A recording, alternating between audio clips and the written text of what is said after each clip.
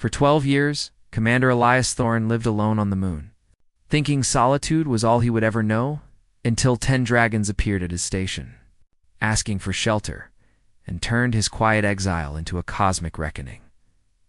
For 12 years, Commander Elias Thorne had called the lunar station Solitude his home.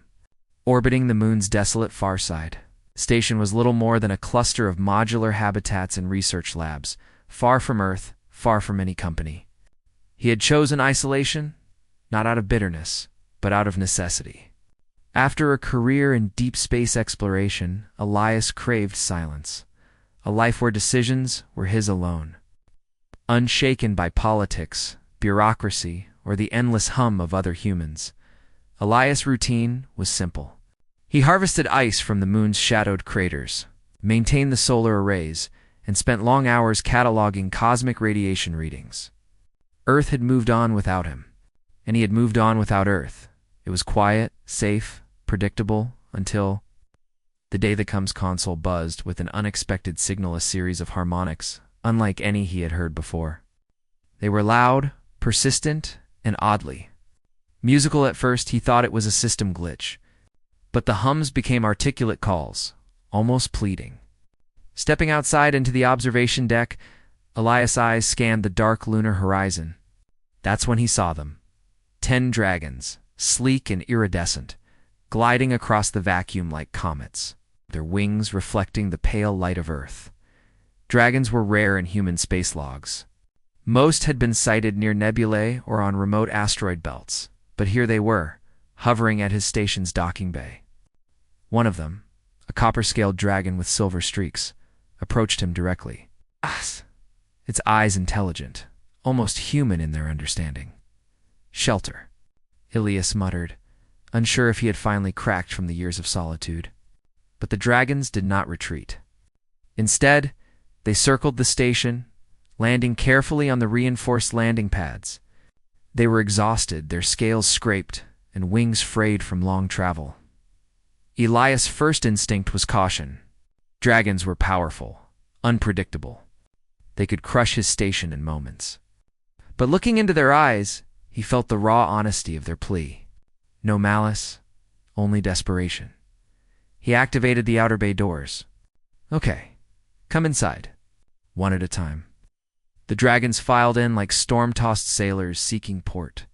Inside the station, they marveled at human technology, the gravity simulators, the hydroponic gardens, the sleeping pods.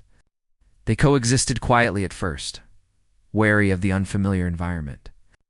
But hunger and fatigue softened their wariness.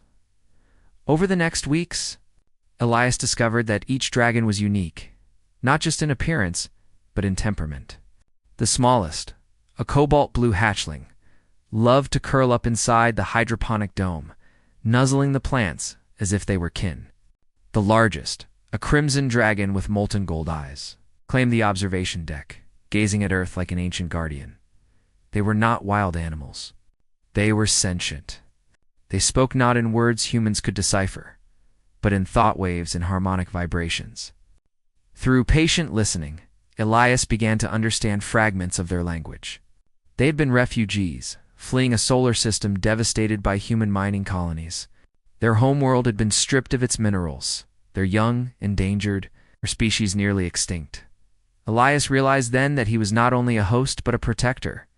He had spent years alone, and yet here were 10 beings trusting him completely.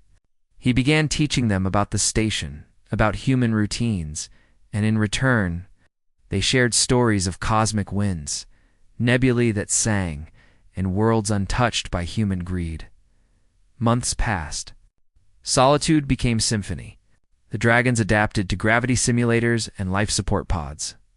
Elias adapted to their presence, their warmth, and their laughter like harmonics. They flew in the vacuum outside, painting the dark sky with glimmers of light as they practiced aerial maneuvers, while Elias watched, sometimes laughing aloud for the first time in years. Then came the day when a distress beacon lit up from a nearby asteroid colony. A mining operation had gone wrong, and hundreds of humans were trapped under debris. Without hesitation, Elias and the dragons sprang into action. The dragon's strength and precision, combined with his engineering skills, saved countless lives.